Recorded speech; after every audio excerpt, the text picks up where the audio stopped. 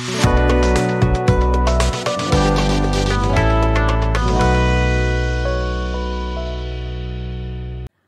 All, நம்ம இன்னைக்கு செட்டிநாடு ஸ்டைல்ல ஒரு ப்ரான் தவா ரோஸ்ட் பண்ண போறோம். வாங்க எப்படி செய்யலாம்னு பார்க்கலாம். இதுக்கு 1/2 கிலோ ப்ரான்ஸை க்ளீன் பண்ணி மஞ்சள் பொடி உப்பு போட்டு வச்சிருக்கேன். இது கூடவே இன்னும் கொஞ்சம் இன்கிரீடியன்ஸ் எல்லாம் அரைச்சி எடுத்துட்டு வர போறேன். அதுக்கு ஒரு குட்டி மிக்சர் ஜார்ல 1 டேபிள் ஸ்பூன் இஞ்சி பூண்டு பேஸ்ட் எடுத்துக்கிறேன். இது கூடவே ஒரு பச்சை மிளகாய், 5 சின்ன வெங்காயம் நறுக்குனது, பெரிய வெங்காயம்னா அரை பெரிய வெங்காயம் எடுத்துக்கிட்டா போதும். சின்ன வெங்காயம் யூஸ் பண்ணீங்கன்னா செட்டிநாடு டிஷ்ஷுக்கெல்லாம் டேஸ்ட் நல்லாவே இருக்குங்க. இந்த அளவுக்கு புதினா இலை எடுத்துக்கிறேன். அடுத்து ஒரு கொத்து கருவேப்பிலை, இது கூடவே கொஞ்சம் நறுக்குன கொத்தமல்லி இலை இந்த அளவுக்கு.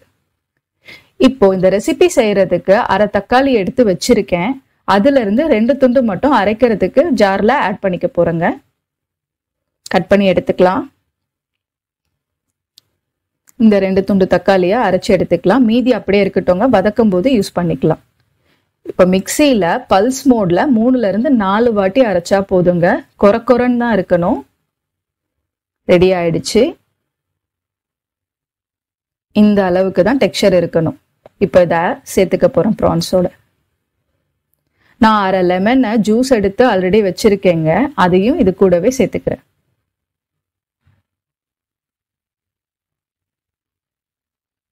இதுக்கப்புறமா 2 டீஸ்பூன் காஷ்மீரி சில்லி பவுடர், தனி மிளகாய் தூள்னா 1 டீஸ்பூன் சேர்த்தா போதும், 2 டீஸ்பூன் தனியா பவுடர். நான் தனியா பவுடர் கரம் மசாலாலாம் வீட்லயே தாங்க அரைப்பேன், அப்பதான் நல்லா மணமா இருக்கும் ரெசிபிஸ்லாம். அடுத்தது 1 டீஸ்பூன் கரம் மசாலா சேர்த்துக்கிறேன். இதுக்கப்புறமா 1 டேபிள் ஸ்பூன் ஃபுல்லா குழம்பு மிளகாய் பொடி, நம்ம வீட்டில் யூஸ் பண்றோம்ல டே டு டே லைஃப்ல குழம்பு வைக்கிறதுக்கு, அந்த குழம்பு மிளகாய் பொடி 1 டேபிள் ஸ்பூன் ஃபுல்லா எடுத்துக்கிறேன். இப்போ இது கூடவே கொஞ்சம் பெப்பரை க்ரஷ் பண்ணிக்கிறேன். பெப்பர் தூள் தான் இருக்குன்னா 1 டீஸ்பூன் சேர்த்துக்கோங்க. இப்போ இந்த டிஷ்ஷுக்கு தேவையான அளவு உப்பு சேர்த்துக்கிறேன். உப்பு சேர்த்துட்டு நல்லா மேரினேட் பண்ணி விட்டுக்கிறேன். 1/2 கிலோ ப்ரான்ஸ்க்கு எவ்வளோ உப்பு தேவையோ அந்த அளவுக்கு சேர்த்துட்டு நல்லா மேரினேட் பண்ணிக்கலாம். இந்த மசாலா ஈவனாக கோட் ஆகணும் எல்லா ப்ரான்ஸ்லையும். இப்போ பண்ணியாச்சு. இப்போ இதை 15 நிமிஷம் போல் அப்படியே ஊற வைக்கலாம். மினிமம் 15 நிமிஷமாவது ஊறணும். இப்போ ஒரு தவாவை எடுத்து அதை நல்லா ஹீட் பண்ணிட்டதுக்கு அப்புறமா மீடியம் ஃப்ளேமில் வச்சு 4 டேபிள் ஸ்பூன் கடலெண்ணெய் சேர்த்துக்கிறேன். சன்ஃப்ளவர் ஆயில், வெஜிடபிள் ஆயில் கூட ஆட் பண்ணிக்கலாம். கடலெண்ணெய் சேர்த்தா நல்லா வாசமாக இருக்கும். எண்ணெய் நல்லா காஞ்ச உடனே 10ல இருந்து 15 பல்லு பூண்டு நறுக்குனது அதை சேர்த்துக்கிறேன்.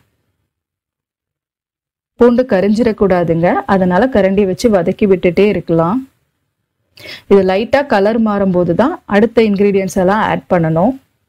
ஸோ ஒரு 2 நிமிஷம் போல் நான் கரண்டியை வச்சு வதக்கி விட்டுட்டே இருக்கேன். பூண்டு லைட்டாக கலர் மாற ஆரம்பிக்குது.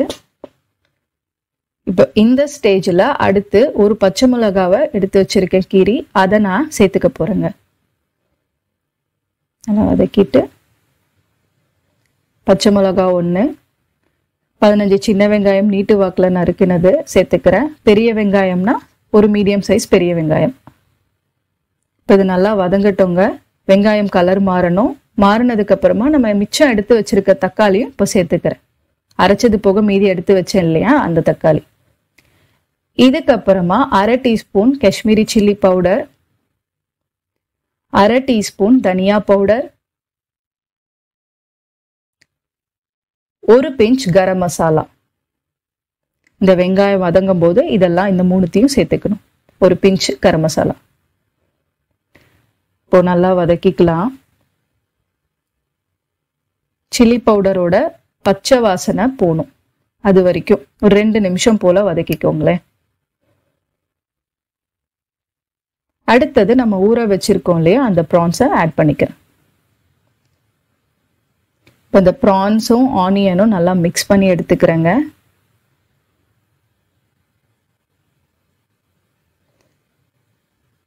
கரண்டி வச்சு நல்லா வதக்கி விட்டுக்கணும். இப்போ இந்த சமயத்துல இதை வதக்கி விட்டதுக்கு அப்புறமா உப்பு பாருங்க. உங்களுக்கு உப்பு பத்தலைன்னா ஆட் பண்ணிட்டு மூடி வச்சிருங்க. ப்ரான்ஸை நம்ம 10 நிமிஷம் போல குக் பண்ணி எடுக்க போறோம். இன்னைக்கு நான் டைகர் ப்ரான்ஸ் எடுத்ததுனால 10 நிமிஷம் வச்சுக்கிறேங்க.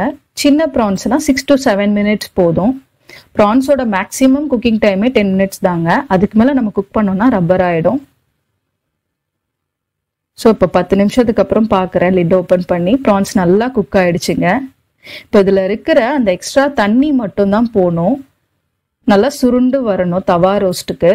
ஸோ அதுக்காக நான் ஒரு 2 நிமிஷம் மீடியம் ஃப்ளேமில் கை விடாமல் வதக்கி எடுத்துக்க போகிறேன். 1 டேபிள் எண்ணெயை ஊற்றி.